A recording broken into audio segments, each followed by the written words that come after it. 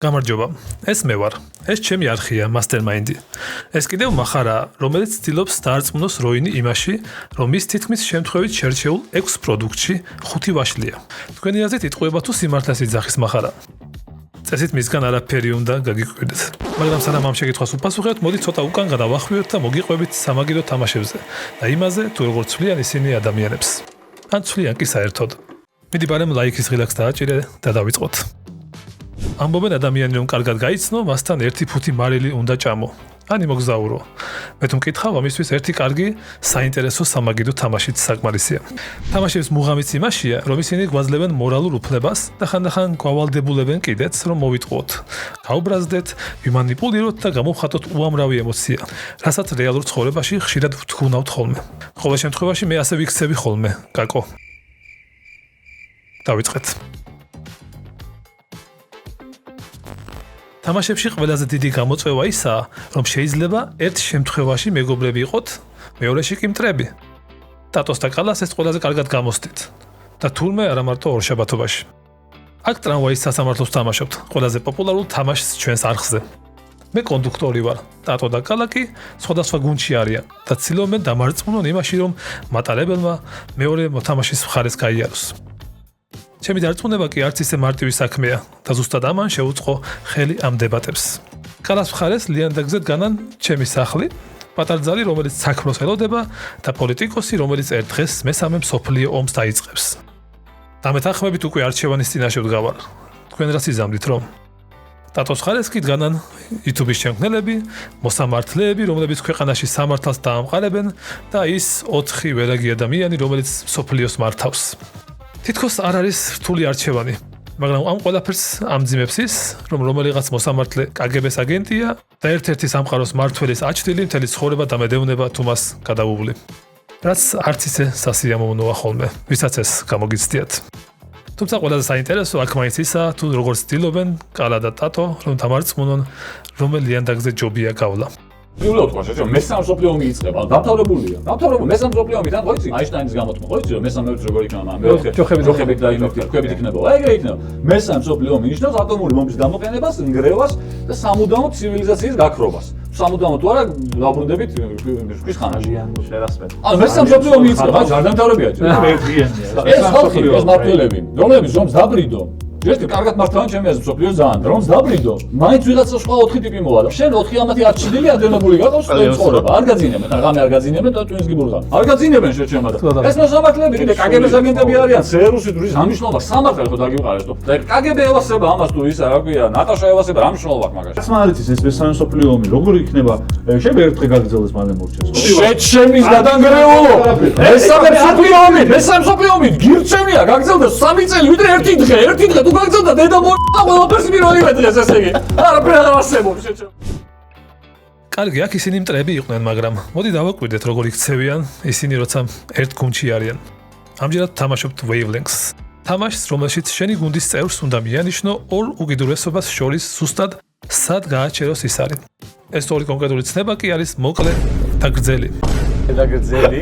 ზაა. ბევრი რაღაც შეიძლება მოკლე და გრძელი იყო. ხომ არა. ყველა იწახების. ის არის კი სადღაც აი ამ ადგილას იმალება. თქვენ რას მიანიშნებდით? ალბათ ბევრი ვარიანტია, მაგრამ კალა ხომ ორიგინალური ადამიანია, მაგრამ მას რატომღაც ეს პიროვნება გაახსენდა. შაკირა. შაკირა. ზანკაია. და მიხდი შენ? კი. ხადდა? ბიჭო, ერთადერთი რა უყურებ ახლა ამას რომ რას მინიშნება მივიღო და არ მოგცეთ ისნავს ზიანა. შაკირას მახსენდება პიკე. და სიმღერა შაკირას რაღაცა გძელი მოკლე არ მახსენდება არაფერი და პიკე რო ეთქო თვითონ რა? პიკეს ვითხოვ, პიკე თუ გახსენდა. შაკირამ თქვა იქნებ პიკეზე თქო რაღაცა. აი ახლა რატომ მომანიშნე? ახლა სხვა რაღაცას მოვიფიქრე, რა პონტი. ჟერ ვახომ თქვა. მე ვთქვი მაგ უფლება მე შენ გახარო. ოკეი. მე ვაფშე არ მაქვს უფლება რომ ხმა მოვიყო. ხო რა მოვიყო შეგიძლია. კარგი რაღაცები ვიყო.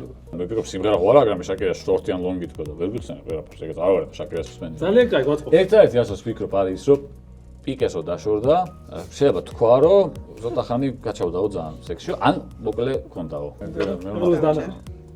Ясно, так არის. ძალიან შორსა. სიმაღლის სკალა წარმოვიდგინე დაახლოებით და რა შაკირაში. ბიჭო, რა შაკირა? პიკეს რო ფიქრობ მარტო ეგრევე შეჭრიმა სხვა არაფერი არ არის. ამ ფიქრია გძელი პიკეს, გძელი ორი ვარიანტი იყო პიკეს ან პიკეს ხო ან კიდე რამდენი ხანი გაჩავდა სექსში. ბიჭო მახსოვს რაღაც ეგეთი ბიჭო ათი.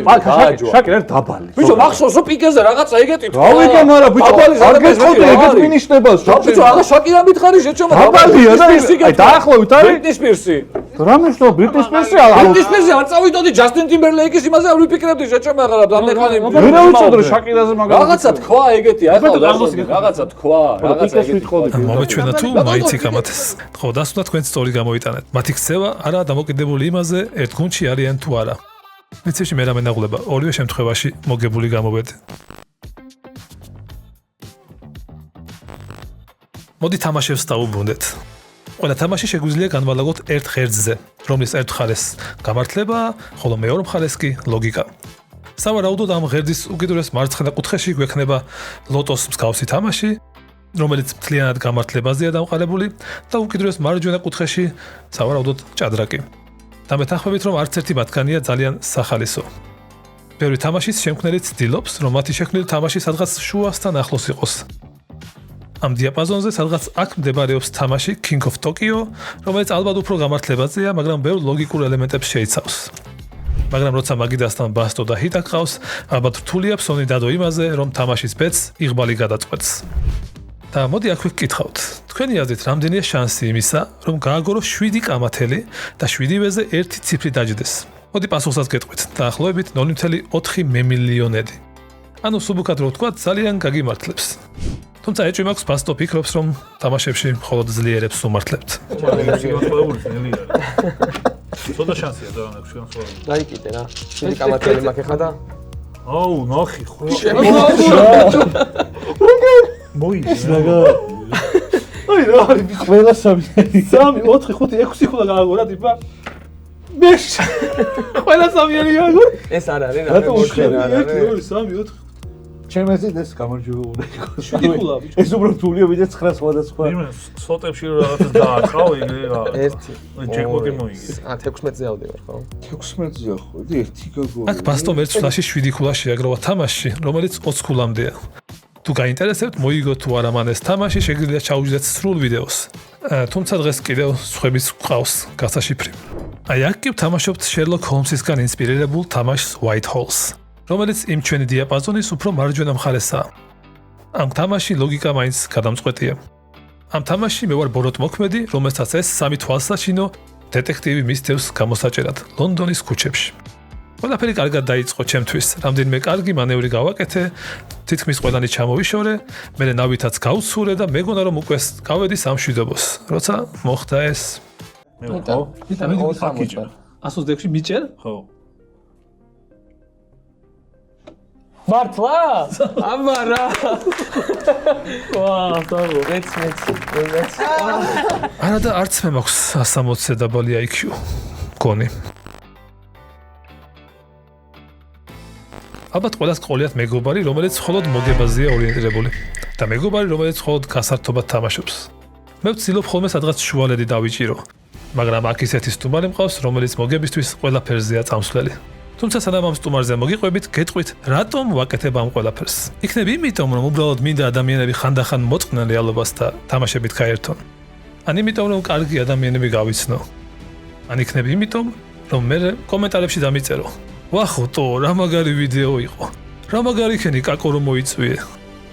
მოდი აქვე ბარემ ვიდეო დაალაიქე, გამოიწერე ჩემი არხი და განმაგდოთ კაკოს გაშიფრვა. აქ კატანს ვთამაშობთ ყველაზე პოპულარულ სამაგიდო თამაშს, რომელშიც შენი მიზანია დასახლდეს სტრატეგიულ ტერიტორიაზე. მოიპოვო რესურსები, განავითარო შენი დასახლება და შეაგროვო საკმარისი ქულა თამაშის მოსაგებად. მე ჩემებურად ვერთობი, აქეთ-იქით ვარიგებ რესურსებს და ვცდილობ საინტერესო თამაში ვაჩვენო მაყურებელს. მაგრამ აქ არის ვიღაც, ვისაც ბევრად ზაკრული გეგმები აქვს. და იცით ვინც? აი ამ მომენტში კაკო რატომღაც ელენიკოს თავაზობს ორ რესურსს ერთის სანაცვლოდ. ორ ცხვარი ნებისმიერ რაღაცაში გადავსვი. ხო, კეთილი ხარ, ნახე. მაჩვენებს უყურე. ორი ცხვარი არაფერი შეგვიძლია. ელენე, ნახე რა უნდა უთხრე ხა? ორი. მაგრამ აქამდე ის ასეთი გულუხობით არ გამოირჩეოდა. ხე იყოს. არა, შანსი. ერთ რესურს არ თახტება კაკო. ხე და აგური. არა თქო, ან ხეს გაძლევ სხვარში, ან სხვა, მალე. ხე, კაი. სპონსორებთან ეგრე ხარ? თივა და ხე. მალე ეხლა რა. სპონსორებთან ეგრე ხარ? ვა, კაკო, რატომ ვაკეთებ ამ ყველაფერს? ნახე რა უნდა უთხრე ხა? ორი. საქმე ისიც რაშია? კაკოს ხელში 8 ბარათი აქვს. და თუ მის გაგორებაზე ის 7-იანს გააგორებს, ბარათების ნახევარს კარგავს. ამიტომ მან მისცა ელენიკოს 2 ბარათი და გამოართვა 1. ოჰო, რაღაც მიზახი. გავიგეთ ყველა და ბრავო, ბრავო. მე ხო გიჯიგრე შენ გადადე. ეგა თითქოს სიკეთე გააკეთა და ჰოი საოცრებაო. ალბათ არ გაგიჭირდებათ გამოიცნოთ თუ ვინ მოიგო ეს თამაში. არა, არაფერი არ მომიტყუებია. კაკო მოიგო მეგობრებო. კილოცაო კაკო. და ახლა კი დავუბრუნდეთ ჩვენს თავდაპირველ გმირს, რომელთან ერთადაც ვთამაშობთ ნოთინგემის შერიფს. ამ თამაშში მოთამაშეები მონაცვლეობით ირგებენ შერიფის როლს. და სხვა მოთამაშების მიზანია, რომ შერიფი დაარწმუნონ იმაში, რომ ქალაქში ლეგალური საქონელი შეაქვთ. მახარა, როცა შერიფი არავის ენდობა. შეიტანე. შევიდა ხო? არა, უნდა ამოთ შეიტანე. მე მინდა რომ შენ რო მუწფელი ხარ, ხალხს დაუმტკიცო ეს ფული უკან მოგცე. და მინდა რომ მაგალითი იყო ეს 4 ხო? 4 სიხი ხო? კი ბატონო. ძალიან საერთო ხარ, შევამოწმე. ერთი განწყობა ანედობი? შეგიძლიათ შევამოწმოთ? ისახი შევამოწმო? კი ბატონო. ეგეთი გულწრფელი ხარ? ძალიან. მე შენ გულწრფელობაში შეჭი არ მეყარება. მაგრამ სამსახური მაქვს ეს. ფული არ მიგაქვს? არა, ფული არ მემაქვს. კაცანი? ვერ თქოს რომ 2 პური იყოს და ფული მომეცი. ფული მინდა მე. და არ შემოწმო. ფულზე ხომ ითხარი? რა შემოწმე მეთქი შეჭება, არ მაწყობს ფული. რატო? იმიტომ რომ შეგიძლია შემოწმო. და 4 პური იქნება? 3 ხო, ანუ და კონტრაბანდა. ანუ ჯარიმდება რა, გოჭო. 4 პული არ არის. ხო, მაგრამ 3 პური არ შეგხვდება. სულ კონტრაბანდას ვერ შეიტანს. და 10 ფულს ვერ აიღებს. ოპა. ვაიმე. ახლოს ვიყევი. ყველა კონტრაბანდა იყო. როგორ ახლოს ფული ვიყევი? რომ მიგეცა შეიძლება 5 ფულა რომ მიგეცა შეიძლება. მაგიტო არ ვაძლევდი რომ დაჯარიმდი? დავწოვე. მაგრამ რამდენად სანდოა ის, როცა სხვა შერიფებთან მიდის. დავიჯერო მას 6 ბარათიდან 5 ვაშლი აქვს ხელში. ან სად ნახა ვაშლი? ვითომ გორში? 5 წალი, 5 ვაშლია შევდივარ რა. ხო, აი ხოლმე რა საზღვარზე დრო შემოვალეგა. არ უნდა შევამოწმო. არა, რა გამოჩერეს ბიჭო. რა უნდა შენ მიდივარ მე, გორელების ვარ. რა უნდა გადავყო, ვაშლი მიმაქვს. შენ არ იმაქვს. არა ინტერესებს.